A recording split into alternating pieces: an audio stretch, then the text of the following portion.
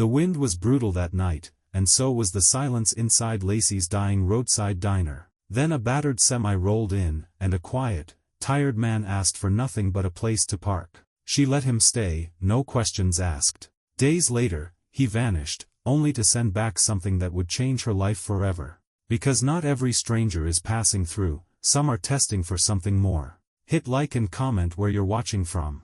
Your support brings more amazing stories. Now, let's begin.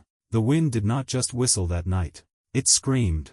Lacey stood behind the counter of her late father's diner, gripping a chipped coffee mug with both hands. She had made it through another day, barely.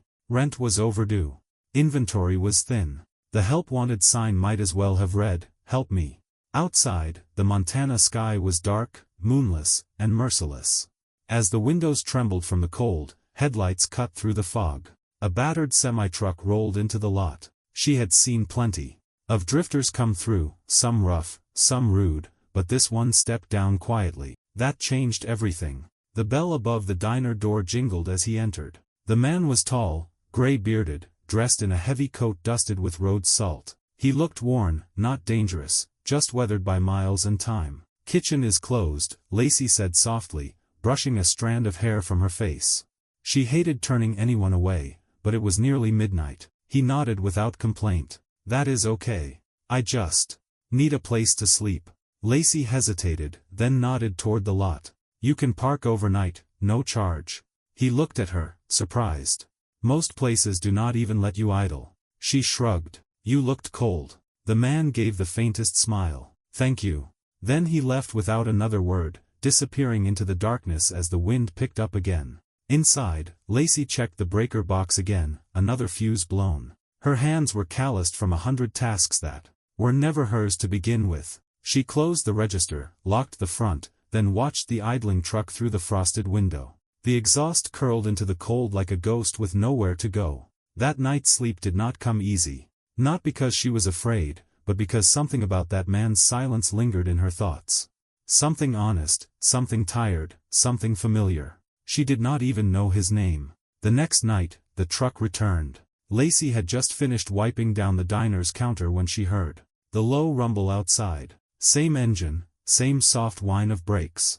She moved to the window, watching as the familiar figure stepped down from the cab. He stretched his back slowly, then looked toward the diner. Their eyes met through the glass. He gave a small nod before walking to his spot, engine idling low against the night. Lacey opened the drawer, pulled out a clean paper cup, and filled it with fresh coffee. She walked out into the cold, boots crunching over gravel, coat wrapped tight around her. He noticed her before. She reached the truck. "Evening," he said. She handed him the coffee. "You look like you could use it." "Thanks." He accepted it carefully, as though not used to being given things. For a long moment, they stood in silence. The wind had calmed, but the air was sharp. Lacey turned to head back, but paused. "I never caught your name." He hesitated. "Clay." "Lacey." He nodded again, more softly this time. "Your dad's place." She glanced toward the flickering neon sign. Was he passed 2 years ago? "I have been trying to keep it alive." Clay looked at the weathered siding of the diner, the patched roof, the sagging sign. "Tough business." Lacey smiled faintly. "That is one way to say it." The next evening, he came again. No words were exchanged at first. Just that same quiet presence. This time he walked toward the hose near the diesel pump, knelt beside it and started working. She saw him through the window, tools in hand, sleeves rolled up, focused. When she stepped out, confused, he simply said, "Your line is leaking. It will freeze if you do not patch it." "Do you fix things in every town you stop in?" "Number just ones that let me park when it is cold." She almost laughed, but not quite. Instead, she simply nodded. "Thank you." 3 nights, 3 quiet visits. No expectations, no intrusion, just steady presence. Then on the 4th morning, he was gone. No engine noise, no idle hum, just silence.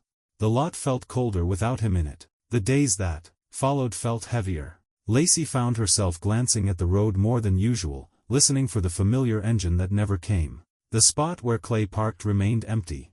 A rectangle of gravel pressed smooth from where his tires had rested. She told herself it was silly. He was just a passing trucker. No promises, no goodbyes. Still, his absence left a strange quiet in her chest. She returned to routines. The coffee pot still brewed, though fewer people came. The bell above the door rang maybe 6 times a day. Locals. Mostly, and even they were coming less often. The fuel supply was thinning. The supplier had called again about overdue invoices. She told them to give her 1 more week. One morning, Lacey found herself staring at the help wanted sign again. The ink had faded in the sun, edges curled. She should have taken it down by now. No one was coming. No one ever did. She fixed the hose Clay had patched, repainted the bathroom door, and swapped out the broken bulbs in the ceiling fan. All tasks she would have waited for her dad to handle in the old days. Back when this place still felt like home. Not a weight pulling her down. 2 weeks passed. Still no Clay. Then one gray afternoon, a truck appeared. Not battered in blue, but sleek and spotless. Chrome trim, company logo, tinted windows. It turned into the lot like it belonged there. Lacey wiped her hands on a rag, stepped out, and watched as a man in a suit climbed down from the passenger side. He walked up briskly, offering a polite smile. "Are you Lacey?" She nodded cautious. He handed her a folder. "One of our partners sent me, said this place was dependable, said the owner had grit." She opened the folder, her eyes scanning over the words. Supply agreement, monthly refueling contract, advanced payment enclosed. She looked up, stunned. "Clay," the man nodded. "Clay Emerson. He is our co-owner. He scouts routes personally. Said he found the only station he trusts when it gets cold." Lacey stared at the folder, hands trembling. The wind picked up again, but this time it felt different. Lacey sat at the counter long after the suited man left. The contract opened before her like something out of a dream. The numbers were real. The terms were generous.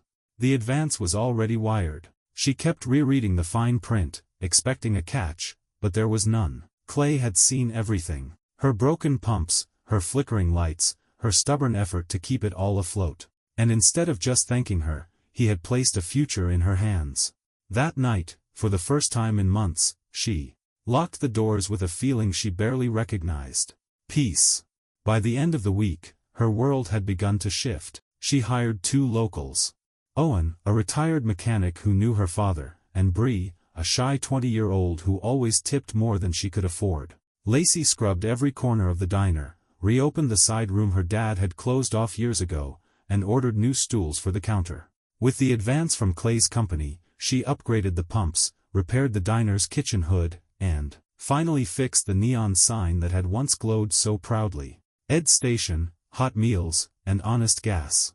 Now it glowed again. So did she. And still she waited. Every day she checked the lot. Every night she listened for that familiar engine. But Clay never said when he would come back, only that he trusted this place.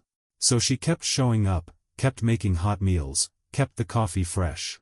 One cold evening, just as the sky blushed pink with sunset, she heard it, the low, steady rumble, the familiar grind of tires on gravel. She stepped out slowly, heart thudding. There it was, the battered blue semi pulling into the same worn spot like it had never left. Clay stepped down from the cab, slower than before, carrying a thermos.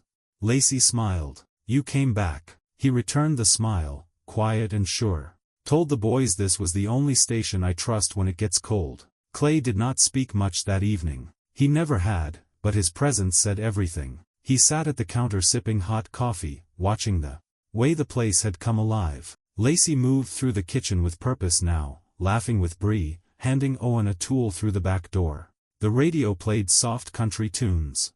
The windows no longer rattled and the regulars had returned. Even the ones who had sworn off small-town diners were back, drawn in by something they could not explain. Something that felt like home. Clay looked up at the freshly mounted chalkboard behind the counter. "Truckers welcome.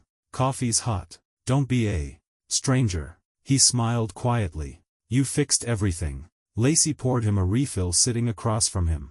"Not everything, but it is standing. That is something." He nodded. "It is more than something." For a while, they said nothing. The diner buzzed with soft conversations and the clink of forks on plates. Outside, the wind howled again, but it no longer sounded threatening. It sounded like a song she had heard before, one she finally understood. "I was not sure you would come back," she admitted. I was. Clay said gently. I had to make sure the right people saw this place. She blinked. You mean your company? I mean the people who need a place like this when everything else is closed. The ones who need hot coffee. Someone who sees them. You are not just running a business, Lacey. You are holding ground. She swallowed hard. I just gave a man a parking spot and a cup of coffee. Clay's gaze held hers.